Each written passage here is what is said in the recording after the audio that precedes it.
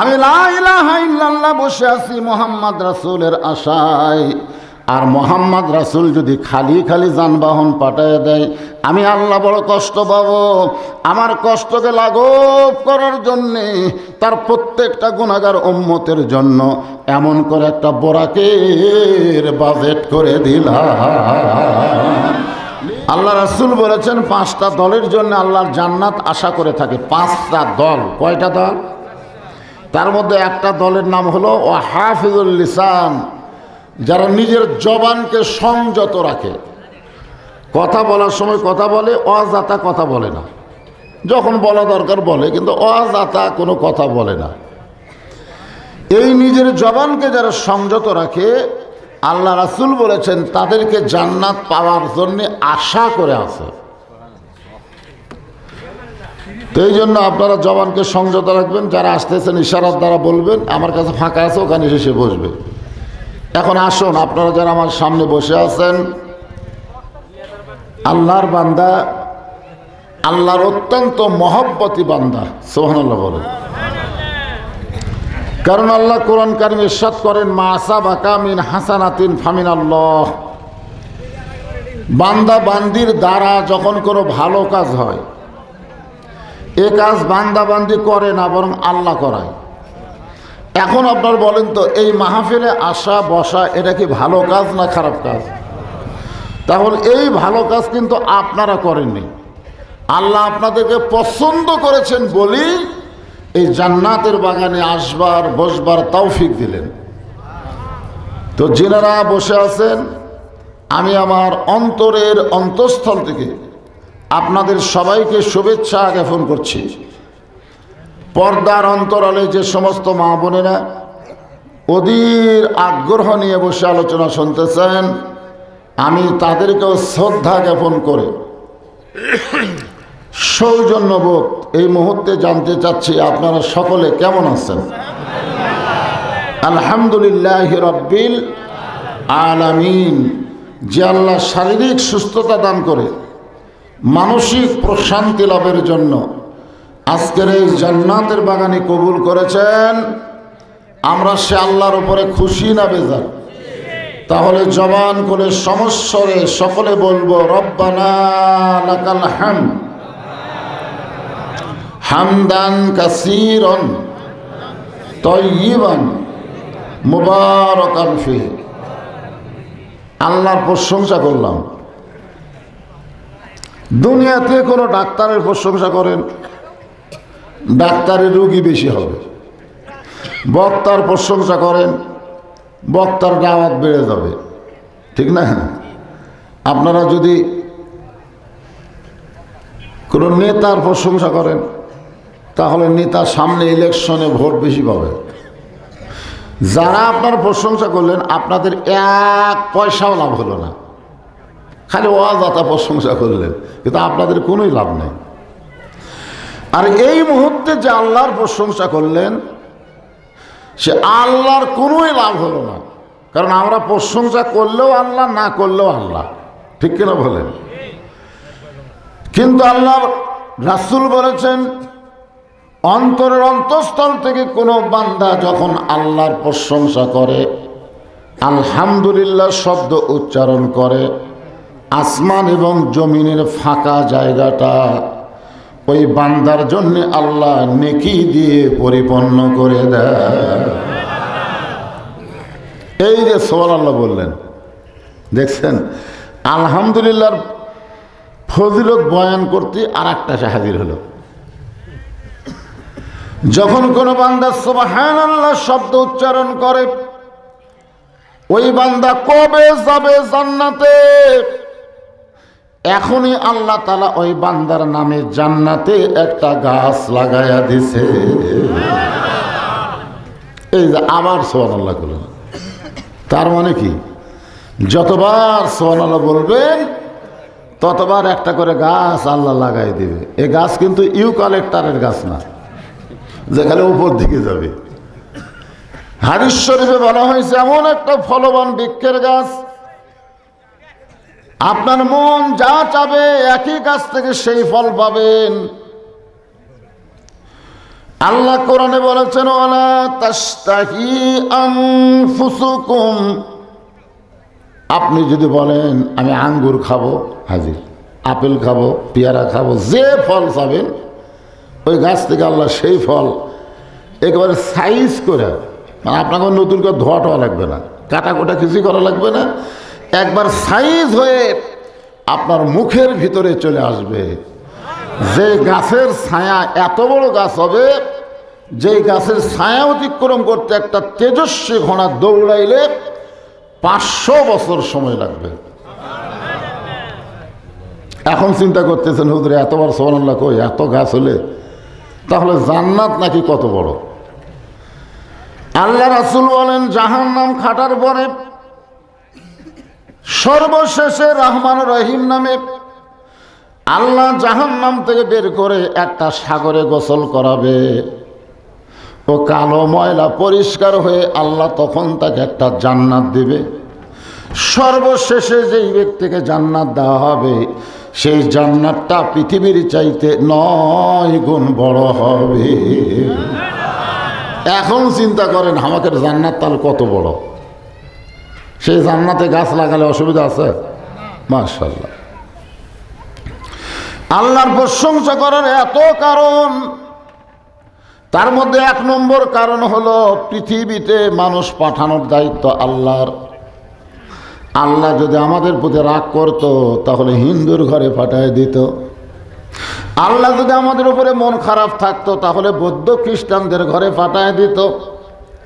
আল্লাহ যদি আমাদের উপরে বেজার হতো তাহলে ইহুদির ঘরে পাঠায় দিত। কিন্তু মুসলমানের ঘরে যখন আমাদের জন্ম হলো তখন বিশ্বাস করা লাগবে আল্লাহ আমাদের প্রতি কোনো রাগ নাই, বরং আমাদের প্রতি আল্লাহর পেশার একটা দয়া ছিল। কথা বুঝলেন? একটু যদি বেজার হতো ইহুদির ঘরে পাঠাতো, একটু মন খারাপ হলে হিন্দুর ঘরে পাঠাতো, আল্লাহ রাগ করলে খ্রিস্টানদের ঘরে পাঠাতো। কিন্তু আল্লাহ আমাদের উপরে কোনো রাগই নেই, মানে এত দয়া যে সরাসরি আমাদেরকে আল্লাহ মুসলমানের ঘরে পাঠায় দিচ্ছে। এখন হয়তো অনেকে বলবেন হুজুর হিন্দু বৌদ্ধ খ্রিস্টান এগুলো কি ধর্ম না? আসলে এগুলো ধর্ম নয়। আমরা যারা মুসলমান আমাদেরকে আল্লাহ যে কোরআন দিয়েছেন, আপনারা বলেন তো এই কোরআনের উপরে আর কোনো কিতাব আছে? পৃথিবীতে যত কিতাব আছে সব কিতাবই ভেজাল, কিন্তু একটা মাত্রই কিতাবের মধ্যে কোনো ভেজাল নাই, ভেজাল থাকবেও না, ভেজাল কোনোদিন ঢুকবেও না। সেই কোরআনে আল্লাহ বললেন ওয়া ইয়াবতাগি গায়রাল ইসলাম দীনান ফালান ইউকবালা মিনহু। এই আয়াতের বাংলা অর্থ হলো ইসলাম ছাড়া অন্য কোনো ধর্ম কেউ যদি গ্রহণ করে আল্লাহ বলেছেন সেইটা কবুল করা হবে না। এ কথার দ্বারা আল্লাহ বুঝাইলেন আল্লাহর কাছে একটাই মাত্র ধর্ম, সে ধর্মের নাম হলো ইসলাম। জোরে বলেন নাম কি? আর সেই ইসলামের ভিতরে মুসলমান হিসাবে আমরা জন্ম নিয়েছি, খুশি না বেজার? এই জন্য সকলে আরেকবার বলি আলহামদুলিল্লাহ। আল্লাহর প্রশংসা করার বহু কারণের মধ্যে একটা কারণ হলো আল্লাহ আমাদের প্রতি এত দয়া করেছেন। আদম নবীর উম্মত না করে, মুসা নবীর উম্মত না করে, ইব্রাহিম নবীর উম্মত না করে, ঈসা নবীর উম্মত না করে আল্লাহ দয়া করে আমাদেরকে বিশ্ব নবীর উম্মত করেছে। আপনারা বলেন তো বিশ্ব নবীর উম্মত হলে লাভ কি? অন্য নবীরা নিজেদেরকে নিয়ে চিন্তা করতে শেষ, মানে আমাদের নবী ছাড়া যত নবী আছে প্রত্যেকটা নবীরা খালি নিজকে নিয়ে চিন্তা করতেছে, আমার কি হবে, আমার কি হবে, আমার কি হবে, আমার কি হবে। আর আমরা এমন একটা নবী পাইছি যেই নবী নিজেকে নিয়ে কোনো চিন্তাই করে না, সবসময় তার একই চিন্তা আমার উম্মতের কি হবে, আমার উম্মতের কি হবে। আপনারা যেই চাঁদে ওয়াজ শুনতেছেন এই চাঁদটা হলো রজব মাস। জোরে বলেন কি মাস? এই রজব মাসের কোন এক রাতে আমাদের নবীকে আল্লাহ তাআলা আল্লাহর আরশে নিয়ে গেছিলেন। সুবহানাল্লাহ বলেন। আল্লাহ যখন আরশে নিয়ে যাবে একটা যানবাহন নবীর জন্য পাঠাইছিলেন। কোরআনে এইটুকু শুধু বলা হয়েছে স্পষ্ট করে, তারপরে অস্পষ্ট বহু কথা আছে, তবে ডাইরেক্ট কথা হলো সুবহানাল্লাযী আসরা বিআবদিহি লাইলাম মিনাল মাসজিদিল হারাম ইলাল মাসজিদিল আকসা। বর্তমানে কাবা ঘরে, বর্তমানে মক্কায় যে কাবা ঘর আছে সেটা হলো মসজিদে হারাম, সেটা কি? আর এটা আছে সেটা হলো মসজিদে আকসা। আজকে মসজিদে হারামের অবস্থা মোটামুটি ভালো, খুব ভালো না, মোটামুটি ভালো, কিন্তু আকসার অবস্থা খুবই খারাপ। আপনার হয়তো বলবেন হুজুর মসজিদে হারাম মোটামুটি ভালো কেন? আমি যখন 11 সালে প্রথম হজ করছি তখন দেখছি কাবা ঘরের যে অবস্থা, এইবার আবার যাই দেখলাম একটু দূর অবস্থা। মেয়ে মানুষ নিয়ে সব ছেলেরা কাবা ঘরে সেলফি তুলতেছে, মেয়ে মানুষ নিয়ে এই সব বন্ধু বান্ধব গেছে, যাই সব দলে দলে কাবা ঘরে সেলফি তুলতেছে, ভিডিও করতেছে। মনে হচ্ছে এটি খেল তামাশা করবার গেছে, ওটা একটা পার্ক হয়ে গেছে, পার্ক। মানে বর্তমান মক্কার শাসক যিনি, উনি আমার মনে হয় না পুরোপুরি মুসলমান, ওনার মধ্যে কিছু একটা ভেজাল ঢুকে গেছে, যার কারণে এখন কাবা ঘরও আছে মোটামুটি, কিন্তু সাইজ নাই। আর বাইতুল মুকাদ্দাসের অবস্থা এমন হয়ে গেছে যে ইহুদিরা বুট পায়ে জুতা পায়ে বাইতুল মুকাদ্দাসের মধ্যে দৌড়াদৌড়ি করতেছে। ধরে কোন কথা ঠিক কিনা? এই দুইটাই তো আল্লাহর ঘর, কোরআনের মধ্যে আল্লাহ মসজিদ হিসাবে উল্লেখ করেছেন। এখন আমার প্রশ্ন হলো, মসজিদ কার জন্যে? মুসলমানের জন্যে। আমরা সবাই জানি যে নামাজ পড়লাম, মাগরিবের নামাজ পড়লাম, এটা কি মসজিদ। মুসলমানের জন্য হলো মসজিদ, হিন্দুদের জন্য হলো মন্দির। হিন্দুদের জন্য কি? আর খ্রিস্টানদের জন্য হলো গির্জা, আর ওই শালা ইহুদিদের জন্য হলো প্যাগোডা। ইহুদির জন্য কি? তাহলে বাইতুল মুকাদ্দাস মসজিদে ইহুদিরা কি করবে? ওরা কেন এ পর্যন্ত 26,000 ফিলিস্তিন মুসলমানকে হত্যা করলো, যার মধ্যে 18,000 হচ্ছে শিশু? আপনি বলেন তো, শিশু বাচ্চাদের হত্যা করার পিছনে কারণ কি? একজন সাংবাদিক ইহুদির এক জেনারেলকে জিজ্ঞাসা করছিল যে আপনারা হামাসের সাথে যুদ্ধ করতেছেন, হামাসদেরকে হত্যা করেন, তারপরে ফিলিস্তিনের বড় বড় যারা মানুষ আছে এদেরকে হত্যা করেন, বাচ্চাদের হত্যা করার কারণ কি? তখন ওই জেনারেল বলেছে, ফিলিস্তিনের একজন মা কিছুদিন আগে নেটে একটা ভাষণ দিয়েছে। সেই ভাষণটা হলো যে পৃথিবীর মায়েরা সন্তান জন্ম দেয় আর ফিলিস্তিনের মায়েরা এক একটা মুজাহিদের জন্ম দেয়। জোরে জোরে সুবহানাল্লাহ। তখন থেকে ওদের রাগ হয়েছে, কে এরা তো পুচকায়, এরাই তো মুজাহিদ হবে, আর এরা এমন মুজাহিদ হবে ইমাম মেহেদী আলাইহিস সালামের সাথে সৈন্য হয়ে ঈসা আলাইহিস সালামের মাধ্যমে গোটা পৃথিবী একদিন মুসলমানের পায়ের তলায় চলে আসবে। জোরে জোরে সুবহানাল্লাহ। আজকে ওরা বুঝবার পারতেছে না, আসলে একদিন কিন্তু গোটা পৃথিবী আল্লাহ মুসলমানকে দিয়ে দিবে। জোরে কোন ঠিক কিনা? তবে পাওয়ার আগে কিছু ছাড় দেওয়া লাগে, বুঝতেছেন না? একটা মা তার সন্তান নিবে, মায়ের পায়ের তলে সন্তানের জান্নাত। এখন মা যদি কয় এমনি এমনি নিব, এতই সোজা? অনেক রক্ত ঝরবে। সন্তানকে নর্মালি ডেলিভারি করতে গেলে মায়ের অনেক রক্ত ধরে না? ধরে কেন? ধরে কে? ধরে না। আরে সিজার করলেও তো রক্ত ধরে অনেক। মাকে সিজার করার পর রক্ত দেওয়া লাগে, মানে এত রক্ত ধরে যে রক্ত দেওয়া লাগে। রক্ত না ঝরাইলে যেমন মা হওয়া যায় না, মুসলমানের রক্ত জমিনে না ঢালা পর্যন্ত আল্লাহ মুসলমানকে পৃথিবীর বিজয় দিবে না। ধরে কোন কথা ঠিক না? এজন্য রক্ত দেওয়া লাগবে। আমরা রক্ত দিতে কোনো আপত্তি নাই। তবে যেই কথা আপনাদের বলতেছি, আল্লাহর প্রশংসা করার কারণ হলো বোরাকের পিঠে চড়ে নবী যাবেন আল্লাহর আরশে। জিবরাইল বললেন, হুজুর আপনি খালি চড়বেন কারেন্টের গতিতে, বিদ্যুতের গতিতে, বারকুন, বারকুন থেকে বোরাক, কোটি কোটি বেশি গতিতে এই বোরাক আপনাকে আল্লাহর আরশে নিয়ে যাবে। সুবহানাল্লাহ বলেন। খুশি না? আমাদের নেতা যদি সরকার একটা করে 5 প্যারাডো গাড়ি দেয়, নেতা খুব খুশি হয়। নেতা কিন্তু গাড়ি চড়ে, জনগণ তাকে থেকে দেখে, নেতা খালি হাত ঝোঁকায়। কিন্তু এই যে আপনারা বললেন সাল্লে আলা সাইয়্যিদিনা, যাকে আপনারা দরুদের মধ্যে নেতা বললেন, দেখেন তো কেমন নেতা।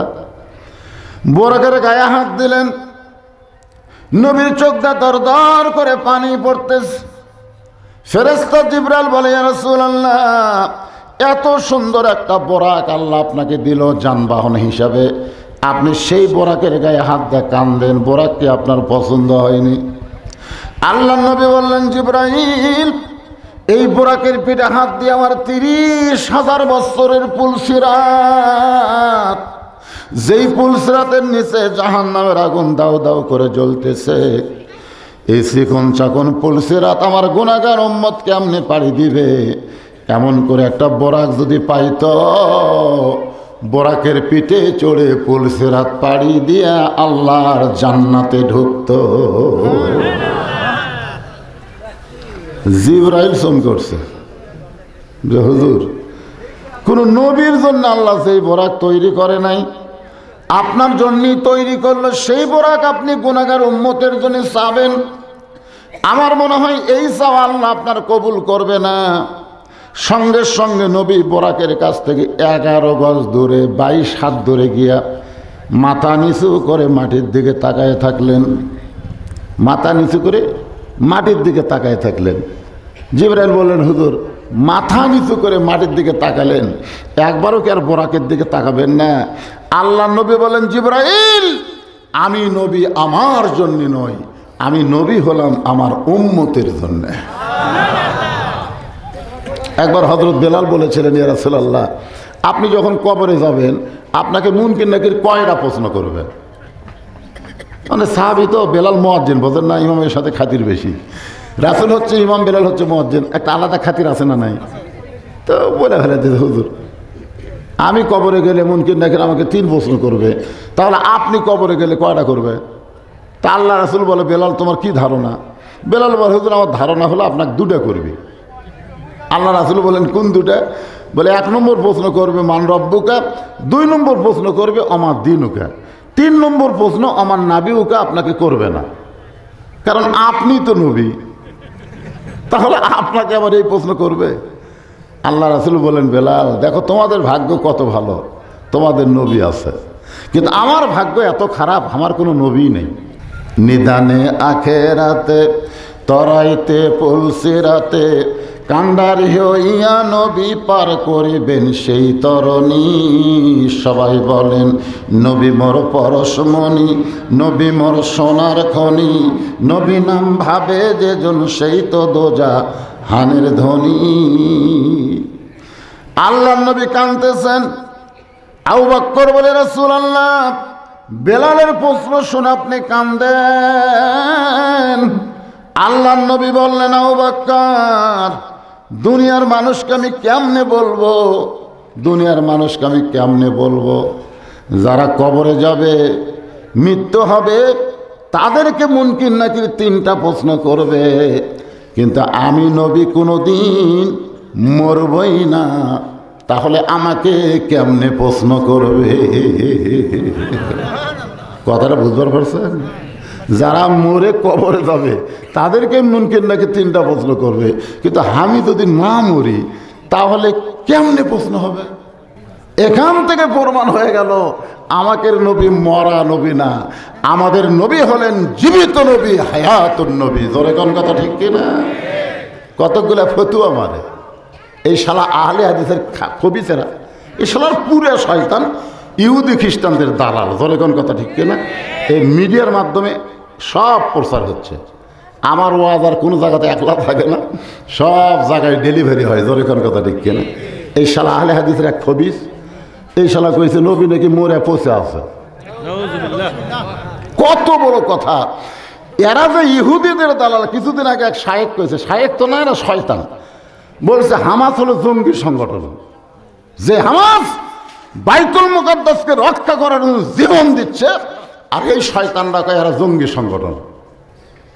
আমার কথা কি বুঝবার পারলেন? হ্যাঁ, সবাই আমার সঙ্গে একটু বলেন, ইসলামের আলো জ্বলায়া দিয়া নবী ঘুমায়া আসেন সোনার মদিনায়, ইসলামের পতাকা উড়ায়া দিয়া নবী শুইয়া আসেন সোনার মদিনায়। মাটির দিকে তাকায় আস। জিবরাইল বলে, রাসূলুল্লাহ আপনি কি একটা বারোর বোরাকের দিকে দেখবেন না? নবী ছোট বাচ্চার মতন কান্দার। বলে, জিবরাইল ঠেকা আমার না, ঠেকা হলো তোমার আল্লাহর। মারাত্মক কথা। আমি আল্লাহর আরশে যাবার চাইনি, কোনোদিনও যাওয়ার সাহস আমার হয়নি। কারণ যখন আল্লাহ বলেছেন মুসাকে লান তারানি, মুসা বলেছিল রব্বি আরিনি, আল্লাহ বলেছে লান তারানি। সেই দিন থেকে আমি নবীর দুঃসাহস, আমি কোনোদিনও আল্লাহ দেখারই আশা করিনি। তো ঠেকা আমার, মনে করে আজকে বিশাল লোকেরা আমাকে দাওয়াত দিয়েছে, আমি কি আইসি না আমাকে দাওয়াত দিয়ে নিয়ে এসে কথা কন, আমাকে টেকা দিছে, হুজুর যদি বিষাদ আসবেন গাড়ি ভাড়াই টেকা দেন, তার মানে ঠেকা কার হামা। তো আল্লাহ বোরাক পাঠাই দিছে আল্লাহর আরশে নিয়ে যাওয়ার জন্য, ঠেকা আমার, ঠেকা হলো আল্লাহ। আমার গুনাহগার উম্মতের জন্য এমন করে একটা বোরাকের বাজের যদি আল্লাহ না করে, আমি নবী বোরাকের পিঠে চড়বই না। সঙ্গে সঙ্গে আল্লাহ ডাক দেওয়া, বলে জিবরাইল আমি লা ইলাহা ইল্লাল্লাহ বসে আছি মোহাম্মদ রাসূলের আশায়, আর মোহাম্মদ রাসূল যদি খালি খালি যানবাহন পাঠায় দেয়, আমি আল্লাহ বড় কষ্ট পাবো। আমার কষ্টকে লাঘব করার জন্যে তার প্রত্যেকটা গুনাহগার উম্মতের জন্য এমন করে একটা বোরাকের বাজেট করে দিলাম। লিল্লাহে তাকবীর। এখন আপনারা বলেন, যেই নবী যেই নেতা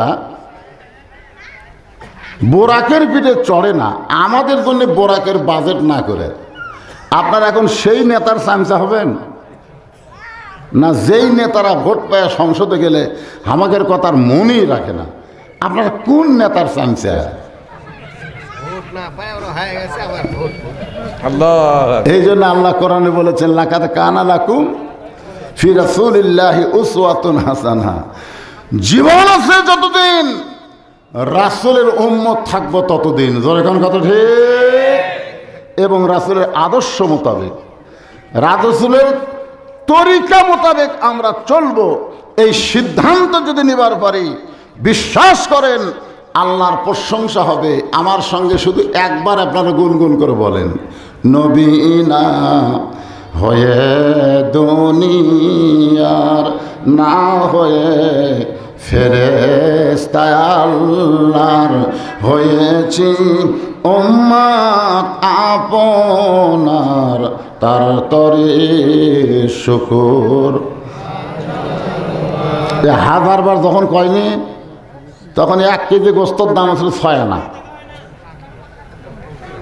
1 কেজি গোস্তর দাম কয় আনা? সেই সময় 1000 বার কছে, এখনো 1000 বার। ওই সময় মানুষ 1000-এর উপরে হিসাবই জানতো না। আমার এক দাদি আছিল, আমার ছোটোবেলার কথা মনে আছে, দাদি 20 দিয়ে হিসাব করতো, 1 কুড়ি, 2 কুড়ি, 3 কুড়ি। আমার দাদি কোনোদিন 50ও বোঝেনি, 100 বোঝেনি, খুব বেশি বুঝিছে 1 কুড়ি। 1 কুড়ি বোঝেন তো? মানে সেই সময় মানুষ 20-র হিসাব করতো, তখন কছে 1000 বার, আর এখনো 1000 বার।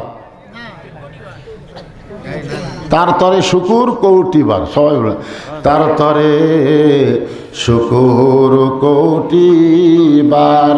আলহামদুলিল্লাহ। আল্লাহর প্রশংসা করার কারণ হলো, আপনারা যেই কোরআন থেকে তাফসীর শুনবেন, যে কোরআনের ওয়াজ শোনার জন্য আপনারা সন্ধ্যার সময় নানা ধরনের কাজ কাম ছিল, সব কাজ কামকে বাদ দিয়ে জান্নাতের বাগানে বসেছেন, আমার সঙ্গে 3টা স্বীকারোক্তি দেওয়া লাগবে। যারা পিছনে দাঁড়ায় আছেন, আপনাদের কি বসার জায়গা হচ্ছে না? বসেন, বসেন। আর যারা বসে আছেন একটু জমে জমে বসেন, বসেন, সবাই বসেন। বসাটা হলো আদবি, দাঁড়ায় থাকা হলো বেয়াদবি। আসার পরেই বসবেন, খালি ইমানের হালে ওয়াজ শুনে আমল করার নিয়তে 1 ঘন্টা যদি বসতে পারেন 7 বছর নফল ইবাদতের সওয়াব আল্লাহ দিয়ে দিবেন। এজন্য বসা লাগবে বাজান, বসেন, সবাই বসেন। আমার সঙ্গে 3টা স্বীকারোক্তি দিবেন, তারপরে তাফসীর হবে। 1 নম্বর স্বীকারোক্তি হলো এই কোরআনে কোনো সন্দেহ, এই কোরআনে কোনো ধোঁকা, এই কোরআনে কোনো গোঁজামিল। তাহলে সবাই বললেন নাই। তাহলে সেই কোরআন বাংলাদেশে এরকম অবহেলিত থাকবে কেন? অবহেলিত। দেখবেন যারা কোরআন পড়ে, যারা কোরআন পড়ায়, তাদেরকে বাংলার জনগণ খুব একটা মূল্যায়ন করে না, করে। অথচ আমরা জানি একই গাছের কাঠ দিয়ে 3টা জিনিস বানাইছে। একটা হলো সোফা, একটা হলো খাট, আর একটা হলো রেহাল। একই গাছের কাঠ। আপনারা বলেন তো, সোফা, খাট আর রেহাল, এই 3টার মধ্যে দাম বেশি কার? কি জন্যে? দেখেন, একটা কাঠের রেহালের উপরে খালি কোরআন রাখা দেওয়ার কারণে ওই রেহালের যদি দাম বাড়ে, আর সেই কোরআনের ওয়াজ শুনবেন, বাস্তবে কোরআনকে গ্রহণ করবেন না, তাহলে কোরআনের দাম থাকলেও বাংলার মুসলমানের কোনো দাম হবে না। জোরে কোন কথা ঠিক কিনা? সন্দেহমুক্ত কোরআন থেকে আমি যে আয়াতে কারিমা তেলাওয়াত করেছি, এখানে 4টা বিষয় আলোচনা হবে। 1 নম্বর বসে হলো ঈমান। ইয়া আইয়ুহাল্লাযীনা আমানু, আল্লাহ ঈমানদারকে লক্ষ্য করে বলতেছেন, যারা আল্লাহকে বিশ্বাস স্থাপন করেছ তাদেরকে আল্লাহ ওয়াজ করতেছেন। সাহাবেরা জিজ্ঞাসা করলেন, ইয়া রাসূলুল্লাহ মা হুয়াল ঈমান, ঈমানটা কি? আল্লাহ রাসূল বললেন, ইকরার বিল লিসান, জবানে বলতে হবে, তাসদিক বিল জানান, কলিজার মধ্যে জায়গা দেওয়া লাগবে, আমল বিল আরকান, আমলের মাধ্যমে প্রকাশ করা লাগবে। লা ইলাহা ইল্লাল্লাহ খালি মুখের মধ্যে রাখলে হবে না, এটা কলিজার মধ্যে ঢুকান লাগবে। কলিজার মধ্যে যখন লা ইলাহা ইল্লাল্লাহ ঢুকবে, ওই মানুষটার কাছে জীবনের চাইতে ঈমানের গুরুত্ব বেশি হবে। জীবনের কোনোই গুরুত্ব দিবে না। কারণ আমরা যতই চেষ্টা করি, আমাদের জীবনকে আমরা বাঁচাবার পারবো না। যত চেষ্টা করেন, জীবন কোনো দিন আমরা বাঁচাবার পারবো না। তবে একটু যদি দেখে শুনে চলাফেরা করেন, তাহলে আমাদের ঈমানকে আমরা বাঁচাবার পারবো। ঠিক কিনা? এখন আপনার বলেন তো, যেটা বাঁচাবার পারবেন না সেটার গুরুত্ব বেশি, না যেটা বাঁচাবার পারবেন সেটার গুরুত্ব বেশি? সেটার গুরুত্ব বেশি না? চেষ্টা করলেই বাঁচানো যাবে। আর যতই চেষ্টা করেন, ডাক্তার মাক্তার যতই চেষ্টা করেন, কি মনে করতেছেন এই জীবনের মহব্বতে পাগলা হয়ে গেছেন? আপনি বাঁচাবার পারবেন না। কিন্তু একটু দেখে শুনে, একটু দেখে শুনে যদি চেষ্টা করেন, তাহলে ঈমানটাকে আপনি বাঁচাবার পারবেন। আর ঈমানটা যদি আপনার বাঁচা যায়, রাসূল বলেছেন, তুমি সারা জীবন পাপ করো, কোনো টেনশন নাই, মরার সময় ঈমান নিয়ে যদি মরতে পারো, আমি রাসূল ওয়াদা করে দিলাম, তোমার হাত ধরে আমি তোমাকে জান্নাতে পৌঁছায় দেব। চিন্তা করছেন কি দামি নিয়ামত এই ঈমান? সেই ঈমানটাকে ব্যাখ্যা করছি 3 ভাবে। খালি জবানে বলবেন আল্লাহ আল্লাহ আল্লাহ আল্লাহ আল্লাহ, কলিজার মধ্যে নাই। এটা কলিজার মধ্যে ঢুকান লাগবে। কলিজার মধ্যে যখন ঈমান ঢুকবে, তখন সেই মানুষের ডিগ্রি হবে তাসদিক বিল জানান। চরিত্র হবে কেমন? একটা দৃষ্টান্ত দিই। উকিল বলতেছে যে আপনি এখানে রাষ্ট্রপতির কাছে একটা দরখাস্ত লেখেন, তাহলে রাষ্ট্রপতি যদি দয়া করে আপনাকে মাফ করে দেয়, আপনার ফাঁসির দণ্ড কার্যকর হবে না। তখন আসামি খালি মুচকি মুচকি হাসতেছে। তো উকিল বলে, হাসেন কেন? বলে, হাসার কারণ হলো তোমার কথা শুনে। তুমি যে বলতেছো রাষ্ট্রপতি যদি মাফ করে দেয় আমার ফাঁসির দণ্ড কার্যকর হবে না, এই কথা শুনে আমার হাসি লাগতেছে। বলে, হাসার কারণ কি? কথা তো সত্যি। বলে, না, আমি আমার জীবনে 3টা রাষ্ট্রপতিকে ক্ষমতার থাকা অবস্থায় মরা দেখছি। আসামি বলতেছে, 3টা রাষ্ট্রপতিকে ক্ষমতার থাকা অবস্থায় মরা দেখছি। একটা হলো বঙ্গবন্ধু শেখ মুজিবুর রহমান, একটা জিয়াউর রহমান, একটা জিল্লুর রহমান। তো যারা নিজেরাই ক্ষমতার থাকতে মরে, তাদের কাছে কোনো ঈমানদার বাঁচার দরখাস্ত লেখে না। তখন উকিল বলতেছে, এই গোয়ারকে করার জন্যই তো আপনার ফাঁসি হবে। তখন আসামি মুসকে মুসকে হাসে আর কয়, আমার ফাঁসি হবে কিন্তু আমার মৃত্যু হবে না। আসামি উকিল লাভ দেওয়া উঠছে, তখন বসে আছিল, লাভ দেওয়া, এই আপনি পাগল হচ্ছেন, ফাঁসি হবি তা মিথ্যে হবি না, তোর কাছে মিথ্যে হবে কিন্তু আমার আল্লাহর কাছে মিথ্যে হবে না। আল্লাহ কোরআনে বলেন, ওয়ালা তাকুলু লিমান ইউকতালু ফি সাবিলিল্লাহি আমওয়াতুন বাল আহইয়াউ ওয়ালাকিন লা তাশউরুন। এটা হলো তাসদিক বিল জেনান। আপনার ভিতরে যখন ঈমান ঢুকে যাবে তখন আপনি কোনো সময় বাতিলের সঙ্গে আপোষ করবেন না, বাতিলের সঙ্গে সম্পর্ক রাখবেন না। মরে যাব তবে বেঈমানদের সঙ্গে কোনো সম্পর্ক রাখবো না। কথা না, এটা হলো তাসদিক বিল জেনান। এর মধ্যে কেন ঈমান ঢুকালেই আপনি আস্তে আস্তে আলাদা হয়ে যাবেন, আপনার সঙ্গে আর কোনো বাতিল আপোষ করতে আসবে না। আল্লাহ কোরআনে বলেছেন, কুল বলেন, কুল জাল হক ওয়া যাহাকাল বাতিল ইন্নাল বাতিলা কানা যাহুকা। তাসদিক বিল জেনানের সাথে সাথে রাসূল বললেন, আমল বিল আরকান। খালি কলিজার মধ্যে ঈমান রাখলে হবে না, ঈমান অনুযায়ী আমল করা লাগবে। ঈমান অনুযায়ী যত আমল আছে তার মধ্যে 1 নম্বর আমলের নাম হলো নামাজ। যারা নামাজ নাই তার ঈমান নাই। ওই যতই কোক ভাই আমি মুসলমান রে, আমার ঈমান আছে রে, রাসূল বলতেছে তোর মুখ দেখলে হবি কে রে? রাসূল বলছে লা সালাতা লা ঈমানা, যার নামাজ নাই তার ঈমান নাই রে। এখন মাগরিবের নামাজ যারা পড়েননি ওয়াজ শুনতেছেন, আপনি যতই কন আমি অমুকের বেটা মুসলমান, আমার নাম আব্দুর রহিম, তোর ওই নাম দিয়ে কাম হবি না রে। লা সালাতা লা দীন, যার নামাজ নাই তার কোনো ধর্ম নাই। বাইনাল আবদি ওয়াল কুফরি তরকুস সালাত, বান্দার কাফের মধ্যে পৃথক করার জিনিসটার নামই হলো নামাজ। যারা নামাজ পড়বে তারা হলো বান্দা, আর যারা নামাজ পড়বে না তারা হলো কাফের। তাহলে এখন চিন্তা করেন, ঈমানকে যদি আমি ধরে রাখতে চাই 5 ওয়াক্ত নামাজের দরকার আছে না নাই? আজকে অনেক আল্লাহর বান্দা আছে নামাজ পড়ে না। আপনি যদি নামাজ ধরেন, আল্লাহ কোরআনে বলেছেন, ইন্নাস সালাতা তানহা আনিল ফাহশাই ওয়াল মুনকার, একমাত্র নামাজই পারে মানুষকে যাবতীয় খারাপি থেকে বাঁচাই দিতে। আজকে যেই যুবকেরা জানলা দরজা বন্ধ করে রাত্রে অশ্লীল ভিডিও দেখে, ওই যুবকের মন কি কয় জানেন? যে তোর বাপ মা তো ঘুমাচ্ছে রে, এখন তুই কম্বলের তলে যদি অশ্লীল ভিডিও দেখিস, কে দেখবি রে, কে দেখবি? ওই যুবক যদি 5 ওয়াক্ত নামাজ পড়ে তাহলে ওর ঈমান বলবে কেউ না দেখলো আল্লাহ দেখবি রে, আল্লাহ দেখবি রে। তোর বাপ মাও ঘুমাচ্ছে কিন্তু আল্লাহ ঘুমায়নি রে। আমরা এমন একটা আল্লাহ পাইছি যার ঘুম তো দূরের কথা, তার তন্ত্রাও নেই। একবার মুসা আলাইহিস সালাম তুর পর্বতের কিনারে গিয়ে বলতেছে, আল্লাহ আপনার ঘুম ধরে না, একলা একলা বসে থাকেন। তা আল্লাহ বলতেছে, তোর কি মনে হয় যে 1 গ্লাস পানি নিয়ে যা। মুসা আলাইহিস সালাম 1 গ্লাস পানি নিয়ে এসে দাঁড়ায় আছে। আল্লাহ বলেন, ঘুম মুসা নবীরে ধরছে, গিলাস পড়ে ভাঙে গেছে। আল্লাহ কয়, কে রে মুসা, পানির খবর কি? আপনি জানেন না আমার ঘুম আসা, গিলাস পড়ে ভাঙে গেছে। আল্লাহ কয়, দেখ তোর ঘুম থাকার কারণে সামান্য গিলাস হেফাজত করতে পারলি না।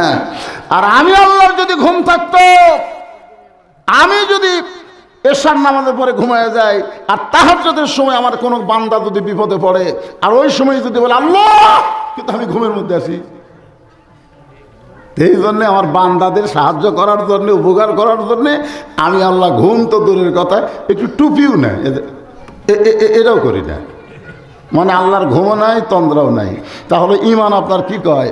আপনি অশ্লীল ভিডিও দেখতেছেন, কেউ না দেখলো আল্লাহ দেখতেছে, আর আপনার 2 কান্দের ফেরেশতা সব কিছু নোট করতেছে। ধরে কোন কথা ঠিক কিনা? আমাদের এই যুবকগুলো ভালো হবে যদি 5 ওয়াক্ত নামাজ আদায় করে। 5 ওয়াক্ত নামাজ আদায় করলে ঘোষণা করা হয়েছে, ইন্নাস সালাতা তানহা আনিল ফাহশাই ওয়াল মুনকার, একমাত্র নামাজই পারে মানুষকে যাবতীয় খারাপি থেকে বাঁচাই দিতে। বাজানগো, এরপর আল্লাহ বলতেছেন, ইয়া আইয়ুহাল্লাযীনা আমানুর পরে বলতেছেন আত্তাকুল্লাহ, ভয় করতে হবে কার? আরো জোরে বলেন কার? আমাদের বাংলাদেশে আল্লাহর ভয়ের চাইতে বর্তমান সরকারের ভয় বেশি। 3 তলা বাড়ি বানাচ্ছে কি সুন্দর করে, ভয়ের ঠেলাই আলুর বাগুড়ের মধ্যে লুকে আছে। এই ভোটের আগে বুঝলেন আমার এলাকার হামো খালি আমি না কি রে, খালি পুলিশ খুঁজতেছে, বাড়িতে আর থাকা যাচ্ছে না ভাই, বাঁশাড়া আলুর বাগুড়ের মধ্যে সব লুকে আছে। আমার এলাকার একজন আবার ওই মাটির কবর করছে বুঝলেন, আগে থেকে কবরের ট্রেনিং দিচ্ছে, ওই কবরের মধ্যে খেয়ারখুর দিয়া কম্বল বিছে আরামসে ঘুম পাড়ে। আশেপাশে পুলিশ যায় কিন্তু কবরস্থানে কে খুঁজলে? তা আল্লাহ আজরাইলকে কাছে যা তো পুলিশের পোশাক পরে দেখাই তুই কি করতি। তো পুলিশের পোশাক পরে আজরাইল এসে বলতেছে কে ভাই লাভ দরকার কে রে, এই জায়গা তো খোঁজকে দিল, এই গোপন জায়গায় তুই কেমনে খোঁজ পারি? আমি পুলিশ না ভাই, আমি আজরাইল রে। কান্দিস কে? ভাই রে পুলিশ ধরার ভয়ে আজরাইল যে ধরবি এটা আমার মনেই নেই রে।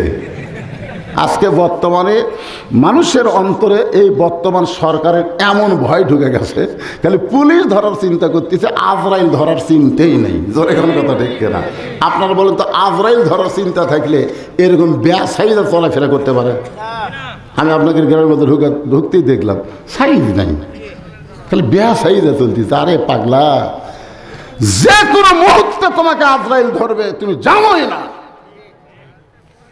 কয়েক বছর আগে নড়াইলে নামাজ করতে গেছিলাম, নড়াইলে ওই জায়গার পর একটা পেপারে হেডলাইন দেখলাম, 2 ঘন্টা ধরে মিছিল করছে 2000 যুবক, ফাঁসি চাই ফাঁসি চাই, যুদ্ধাপরাধীর ফাঁসি চাই।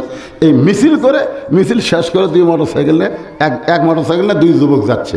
এক মুরব্বী বলতেছে বাবা যে জোরে মোটরসাইকেল চালাচ্ছে দেখে শোনা যাও, ফাঁসির তো মিছিল করলে একটু দেখে শোনা বাড়ির যাও। ওরা উত্তর দিক থেকে দক্ষিণ দিকে যাবি, আর পশ্চিম দিক থেকে হানিফ হাও আমা আনা মিনাল মুশরিকিন, মানে হানিফ নামে একটা গাড়ি আসে একবারে, হানিফ হাও আমা আনা। এই শালা দুটাই মরিছে। পেপারের হেডলাইন হলো ফাঁসির মিছিল করবার আসে মরে গেল। তোমরা ফাঁসির মিছিল করতেছ, তোমার যে মৃত্যু আছে এই কথা তুমি একবারও খেয়াল করতেছ না। জোরে কোন কথা ঠিক কিনা ভাইজান? আত্তাকুল্লাহ, আল্লাহর ভয়, এই ডিগ্রি অর্জন করতে গেলে সর্বপ্রথম যে বিশ্বাস আসবে সেটা হলো যে কোনো সময় আমার মৃত্যু হবে, যে কোনো সময়। কোন সময়? যে কোনো সময় মৃত্যুকে স্মরণ যারা করবে, আত্তাকুল্লাহ ডিগ্রি তাদের অর্জন হয়ে যাবে। গভীর রাত্রে আল্লাহর নবী ঘুম থেকে চেতন পাইছে।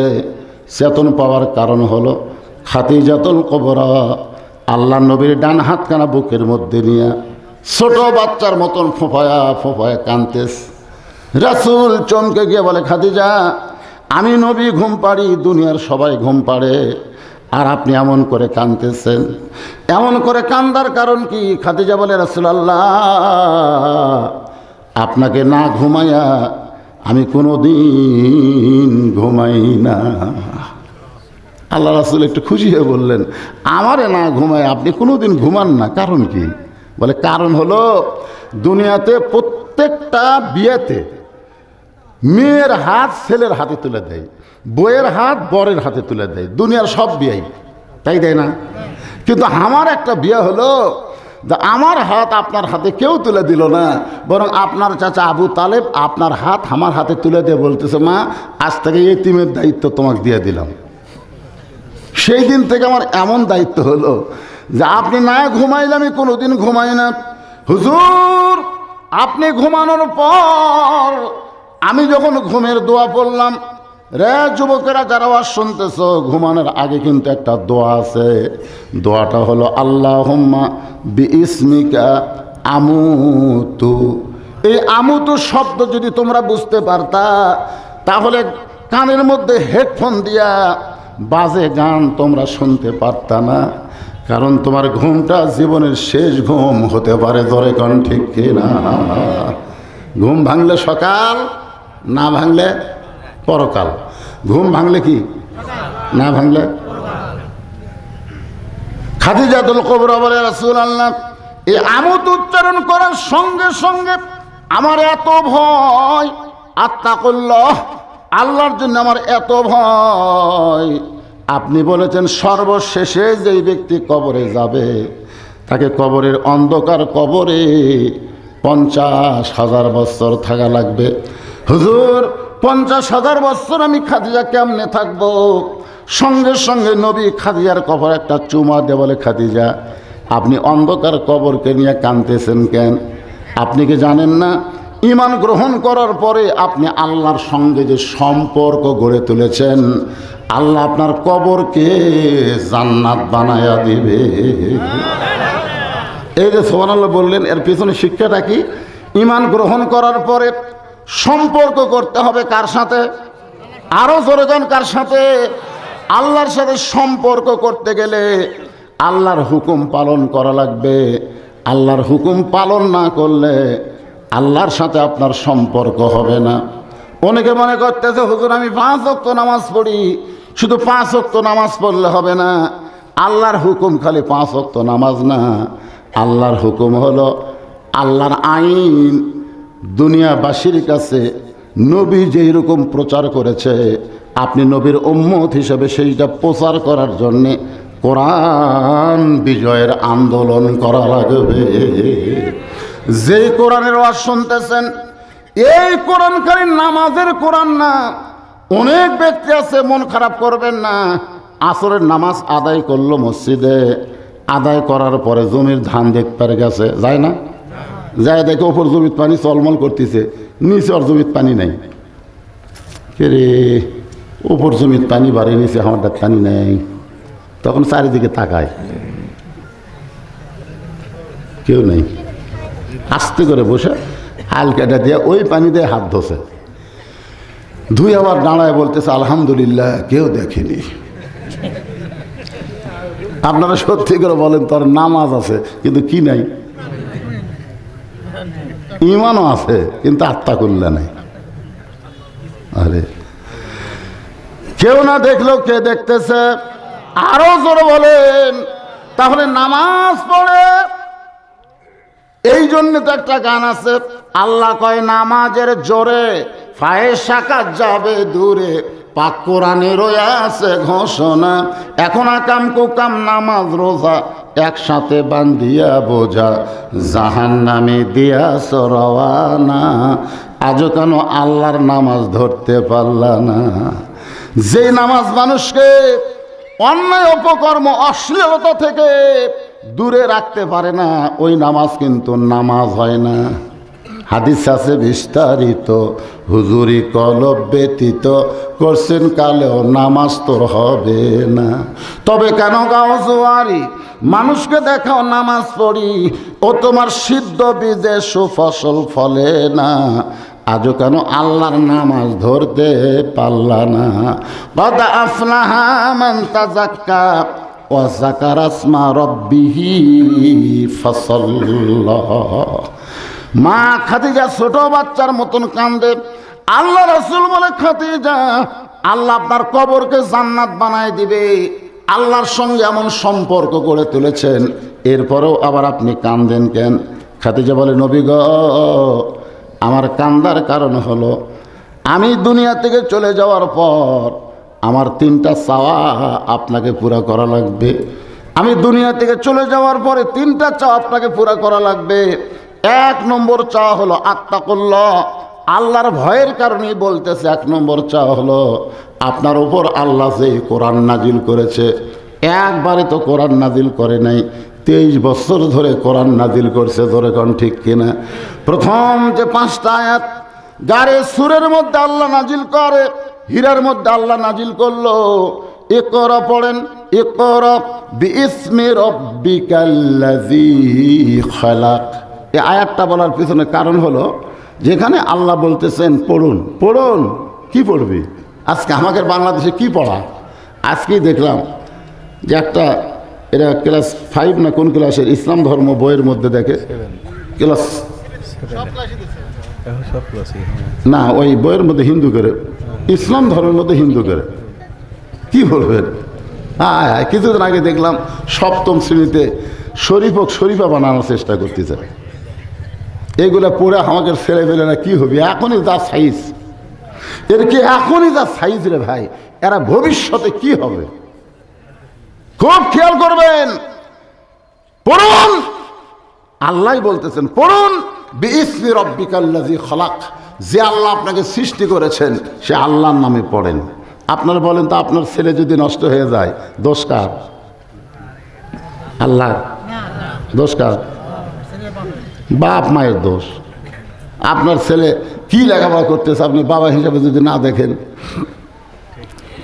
এটা সন্তানের সমস্ত দায়িত্ব আল্লাহ বাপ মায়ের ওপর দিয়েছে। আল্লাহ কোরআনে বলেন, ওয়াকালাল্লাযীনা কাফারু রব্বানা আরিনাল্লাযাইনি আদাল্লানা মিনাল জিন্নি ওয়াল ইনসি নাজআলহুমা তাহতা আকদামিনা লিয়াকুনা মিনাল আসফালিন। আল্লাহু আকবার, জোরে খান। আমাদের বাংলাদেশে দুইটা দলের লোক আল্লাহু আকবার কয় না, একটা হলো আওয়ামী লীগ আর একটা বিএনপি। এই দুই দলের লোক আল্লাহু আকবার কয় না। দেখবেন এর বহু মিটিং মিছিল আছে, জীবনেও আল্লাহু আকবার শব্দ শুনে বেরোবে না। তা আপনারা কি সেই দুই দলের নাকি রে? আল্লাহু আকবার করলে কি হয়? শয়তানে এত বেজার হয়, আর যার মধ্যে শয়তানি আছে তার আল্লাহু আকবার কর পারবি না, কারণ ওরা নিজেরাই শয়তান। মুখ দা আল্লাহু আকবার কেমনি কবি? তা আপনারা কি সেই শয়তানি দল করেন নাকি? যখনই কোরআনের তেলাওয়াত হবে, যাদাতুহুম ঈমানান, আল্লাহ বলেছেন তেলাওয়াতের কারণে তার ঈমানের জজবা বাড়ে, আর জজবা বাড়ার কারণে চুপ থাকে না, আল্লাহু আকবার বলে ঈমানের পরীক্ষা দেয়। জোরে কার কথা ঠিক না? লিল্লাহি তাকবীর। আপনার কি মনে করতেছেন মাগরিবের পরে লোক হয়নি? লোক হয়নি? ওই তেল তালারা কি কয়? তেল তালারা মাগরিবের পরে কিসের লোক হবে? সবচাইতে উত্তম সময় হলো এই সময়। আল্লাহ রাসূল বলেছেন, এশার নামাজের পরে কোনো গাল গল্প করো না, বরং তোমরা ঘুমিয়ে যাও, ফজরের জামাত তোমাদেরকে মসজিদে আদায় করা লাগবে। জোরে কোন কথা শিখিয়ে না। আর রাত একটা পর্যন্ত ওয়াশনে বাড়ির যা ঘুমাই, মুয়াজ্জিনই চেতন পায় না। আজানকে দিবি রে, মুয়াজ্জিনই চেতন পায় না। এই সন্ধ্যার সময় মাহফিলটা অত্যন্ত গুরুত্বপূর্ণ। মনে করেন না যে ওয়াজ কম হবে, তা কিন্তু না। এজন্য ভাইজান একটু ধৈর্য নিয়ে শুনবেন।